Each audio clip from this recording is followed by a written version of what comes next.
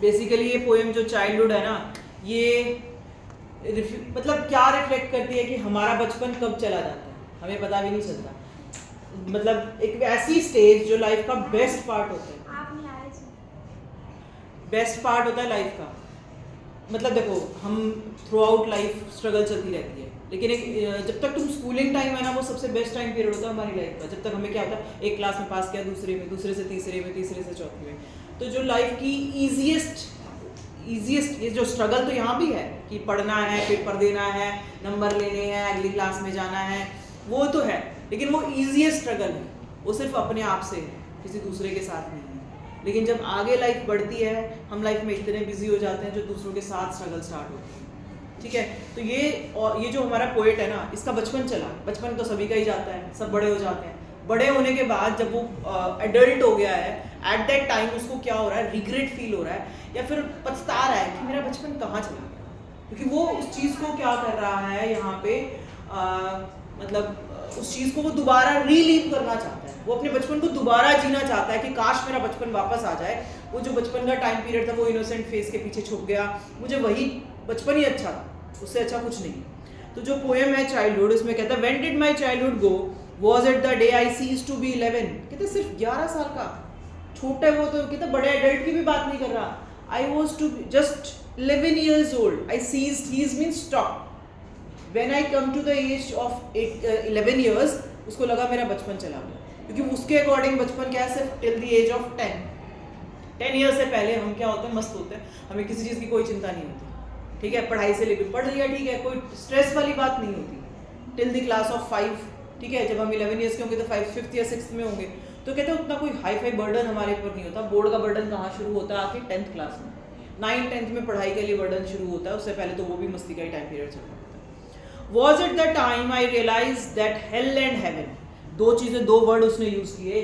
Hello तो सबको पता है, और हेवन तो बिल्कुल ही पता होगा, क्या होता है, नर्क और स्वर्ग। ठीक है, हेल का मतलब नर्क है। ठीक है, तो कहते कि जब मुझे पता चला कि हेल और heaven, I realised could not be found in geography. 6th class में आने के बाद क्या होता है, ज्योग्राफी के अलग, ये सोशल साइंस के अलग अलग पार्ट हो जाते हैं, ज्योग्राफी हिस्ट्री से तुम्हारी पॉलिटिकल के अलग अलग डिवाइड हो जाती है, तीन पार्ट्स में। तो जब वो ज्योग्राफी पढ़ रहा था, तो उसे ज्योग्राफी में हम पढ़ते नहीं है, माउंटेन्स पढ़ते हैं, रिवर्स पढ़ते हैं, ठीक है, डिफरेंट कंट्रीज पढ़ते हैं, सारे के सारे कॉन्टिनेंट्स पढ़ेंगे, फिर उसके बाद हम लोग क्या कहते हैं, कॉन्टिनेंट्स के साथ साथ ओशियंस, ठीक है, ये हमने पढ़े, सारे के सारे महासागर पढ़ लिए, महाद्वीप पढ़ लिए। हमें कहीं पे हमने पढ़ा हेल और हेवन एग्जिस्ट करते हैं, नहीं पढ़ा ना, कभी तुमने पढ़ा हो, तुमने भी तो पढ़ी होगी 9th में 10th में ज्योग्राफी, तो ज्योग्राफी में कहीं पढ़ा था हेल और हेवन कहीं मिलते हैं, इस दुनिया में, इस वर्ल्ड में कहीं एग्जिस्ट करते हैं, इस यूनिवर्स में कहीं एग्जिस्ट करते हैं, नहीं, कहीं किसी किताब में नहीं लिखा कि हेल और हेवन एग्जिस्ट करते हैं। ये सिर्फ हमारे जो मतलब फॉरफादर्स थे वो हमें बता के चले गए, अच्छे कर्म करोगे तो स्वर्ग में जाओगे, बुरे कर्म करोगे तो नरक में जाओगे, बट ये एग्जिस्ट नहीं करते, ये सिर्फ वर्बली हमें पता है, इनकी एग्जिस्टेंस वर्ल्ड में नहीं है, हम इन्हें फिजिबली नहीं जाकर देख सकते कि ये कैसे होते हैं। आगे कहता है, and therefore could not B, कहते हैं मुझे उस टाइम समझ में आ गया कि जो हमारे घर वाले हमें डराते रहते हैं ना, तो अच्छे कर्म करोगे तो हेवन में जाओगे और बुरे करोगे तो हेल में जाओगे, भगवान तुम्हें मतलब तुम्हें नर्क में भेज देगा। ठीक है, तो ये चीज़ें जो थी, कहते हैं मुझे 11 साल का जब मैं हुआ ना, तो मुझे ये लगा, रियलाइज हो गया कि ये सब कुछ बकवास है, ऐसा ये कहीं है ही नहीं, हेल और हेवन होते ही नहीं, could not be found, could not be there, ये है ही नहीं, इस दुनिया में कहीं एग्जिस्ट ही नहीं करते। कहते वॉज दैट द डे, क्या वो दिन था जिस दिन मेरा बचपन चला गया, जिससे मुझे ये बात समझ में आ गई कि हेल और हेवन कहीं एग्जिस्ट नहीं करते। ठीक है, फिर नेक्स्ट सेकंड स्टैंजा में बोलता है, व्हेन डिड माय चाइल्डहुड गो। अब तक दोबारा देखो, बार बार क्वेश्चन में पहला वर्ड ध्यान से देखना, व्हेन, तीनों स्टैंजा में व्हेन से क्वेश्चन चल रहा है। ठीक है, यहाँ पे रेपिटेशन चल रही है, रेपिटेशन ऑफ सेम लाइन, और एनाफोरा एक पोएटिक डिवाइस चल रहा है। एनाफोरा मतलब beginning line is the same, bar bar her stanza में सेम लाइन आ रही है, तो दैट इज एनाफोरा। फिर कहता है, was it the time I realized that the adults were all they seem to be। कहता क्या वो टाइम था जब मुझे ये समझ में आया, मैंने रियलाइज किया कि adults were not all they seem to be. जैसे जो बड़े लोग हैं ना, मम्मी पापा हैं, दादा दादी हैं, कहते जैसे वो दिखते हैं ना, वैसे वो है नहीं, वो दिखते कुछ और है, वो करते कुछ और है। मतलब there is a basic difference between their saying and doing. जो वो कहते हैं वो करते नहीं हैं, ठीक है। They talked of love and preached of love. कहते हैं हमें उपदेश देने की बारी आती है ना, जब हमें लेक्चर देना होता है, हमें कुछ कहना होता है, तो फटाफट क्या होता है, पेरेंट्स प्यार से रहा करो, बहन भाई लड़ रहे हो आपस में, क्या 24 घंटे लड़ते हो तुम दोनों बहन भाई हो, प्यार से रहा करो, ठीक है। अगर हमें मम्मी यही बात सिखा रही होती है, पापा यही बात सिखा रहे हैं, और जब खुद की बात आ रही है तो मम्मी पापा खूब लड़ रहे होते हैं, ठीक है। सेम चीज़ है ये, वो कहता है कि एडल्ट क्या करते हैं, हमें जब उपदेश देने की बारी आती है, प्रीचिंग करने की बात है, या हमें कुछ समझाने की बारी आती है, they talked of love, they preached of love, लेकिन जब खुद की बारी आती है, but did not act so lovingly, लेकिन कभी खुद इतने प्यार से तो काम नहीं करते, खुद इतने प्यार से कभी बात नहीं करते, ठीक है। तो कहते हैं देयर इज मतलब total difference between what they से एंड व्हाट दे डू। जो वो कर रहे हैं और कहने और करने में बहुत अंतर है उनके। तो ये बात तुझे समझ में आ गई कि जो हमें बोलते रहते हैं ना बड़े, जब उसे समझ में आने लगा 11 साल के कि वो बच्चे बोलने लग जाते हैं, आपने भी तो नहीं किया, आप भी तो गुस्सा कर रहे थे, ठीक है। तो वो वही सेम चीज़ बच्चे यहाँ पे समझने के बाद रिफ्लेक्ट करना शुरू कर देते हैं। तो कहता है उस टाइम पे बचपन चला जाता है।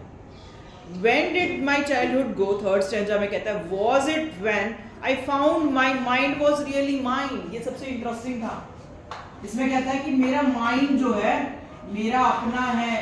अब तक छोटे बच्चे को क्या बोलते हैं, छोटे बच्चे को तो जैसे डराओगे ना, बिल्ली आ जाएगी रात को, जो आंखें चमक रही हैं उसकी, तो बिल्ली को देख के वैसे ही डर जाएगा बच्चा। जिस चीज़ के लिए हम लोग उसको प्रेज करेंगे उस चीज़ को वो दोबारा रिपीट करेगा। जिस चीज़ के लिए हम उसे डिस्करेज करेंगे वो क्या करेगा, उस चीज़ को करना छोड़ देगा, इन्फ्लुएंस में रहेगा। अगर हम पूजा कर रहे हैं तो वो बच्चा भी पूजा करना सीख जाता है। अगर हम मतलब जो हम जो करते हैं वो देख देख के, कल हमने जब होम साइंस में भी यही पढ़ा था कि बच्चा क्या करता है, हमें रिपीट हम मतलब जो पेरेंट्स कर रहे होते हैं उसी को रिपीट कर रहा होता है एक तरीके से, उसी को ही वो इमिटेट करता है, बच्चा इमिटेट करता है। तो same in the same way कहता है कि यस, उसे समझ में आया was it when I found my mind was really mind. मुझे समझ में आने लगा मेरा दिमाग भी काम करता है, मुझे भी पता है गलत सही क्या है, ठीक है। तो ज़रूरी नहीं है जो पापा ने बोला वही सही है, जो मम्मी ने बोला वही सही है। I can use my own mind. जब मुझे मेरा दिमाग यूज़ करना आ गया तब मुझे लगा कि मेरा बचपन चला गया। कहता है to use whichever way I choose, मैं अपने दिमाग को जिस तरीके से यूज़ करना चाहूँ वैसे यूज़ कर सकता हूँ। फिर कहता है producing thoughts that were not those of the other people. मेरे दिमाग में जो विचार आएंगे ना, छोटे बच्चे तो वही सही सच मान लेते हैं। भगवान का ऊपर आसमान में कहीं दिखाई नहीं देते, ठीक है, कुछ भी, मतलब भूत होते हैं, कुछ भी, व्हाटएवर। कहते हैं producing my own thoughts. Happy birthday, God bless you, thank you. मैं बर्थडे तो मेरा है, इतने वो मेरे को बर्थडे दे। कहते हैं यस, अब उसे समझ में आया प्रोड्यूसिंग थॉट, विचार मेरे दिमाग में जो आ रहे हैं that were not those of other people, औरों के नहीं है, वो थॉट मेरे हैं। मुझे पता है कि मैं क्या सोच रहा हूँ, मेरे मतलब मुझे इस चीज़ के बारे में मैंने जो सोचा वो ठीक है या नहीं है, ये जस्टिफिकेशन मैं खुद कर रहा हूँ। वरना क्या होता था, मम्मी ने बोला है वही ठीक, पापा ने बोला वही ठीक, ठीक है। अपने थॉट्स नहीं डेवलप होते बच्चे के टिल द एज ऑफ 8, 11 और 12, ठीक है। जब वो खुद सोचना समझने लग जाता है कि ये सही है ये गलत है, तो उसका चाइल्डहुड चला जाता है। But my own and mine alone. और कहते हैं सबसे बड़ी बात मुझे ये समझ में आया कि जो थॉट है वो मेरे हैं और मेरे ही अकेले हैं। मतलब मेरे थॉट्स अलग होंगे, पापा के अलग होंगे, भाई के अलग होंगे, बहन के अलग होंगे, सब हर एक ही चीज़, एक ही टीवी सीरियल देख रहे हैं लेकिन सबके उसके बारे में थॉट्स अलग अलग होंगे। एक ही किताब पढ़ रहे हैं, सबके विचार अलग होंगे। किसी एक ही सिचुएशन पर डिस्कशन हो रहा है लेकिन सबके थॉट्स अलग होंगे। तो मेरे थॉट्स सिर्फ मेरे हैं और किसी और के इन्फ्लुएंस हो सकते हैं थोड़े बहुत, लेकिन अलग से हैं, सब अलग अलग सोचें। Was that the day? कहता क्या वो दिन था। और इन द लास्ट स्टेंजा उसने when को क्या कर दिया, where में चेंज कर दिया।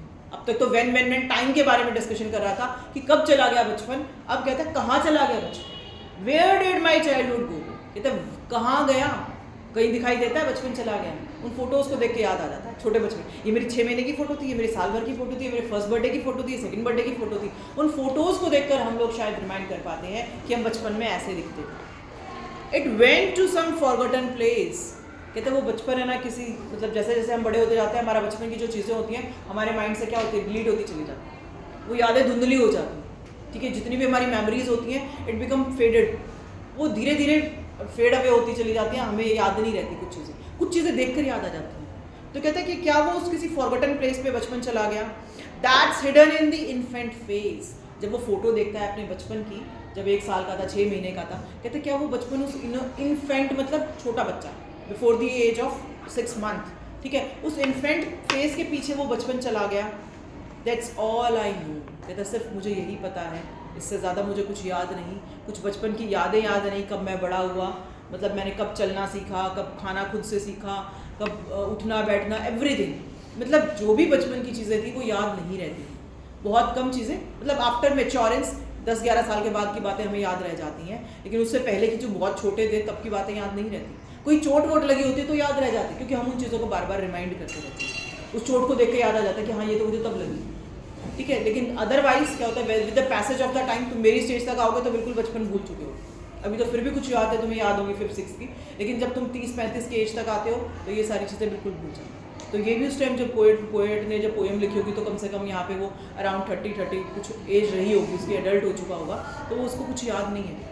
अब वो पूछ रहा है लास्ट में where did my childhood go, और लास्ट में कहता है दैट ऑल आई नो, उस इनोसेंट फेस के पीछे, उस इन्फेंट फेस के पीछे मेरा बचपन चला गया है।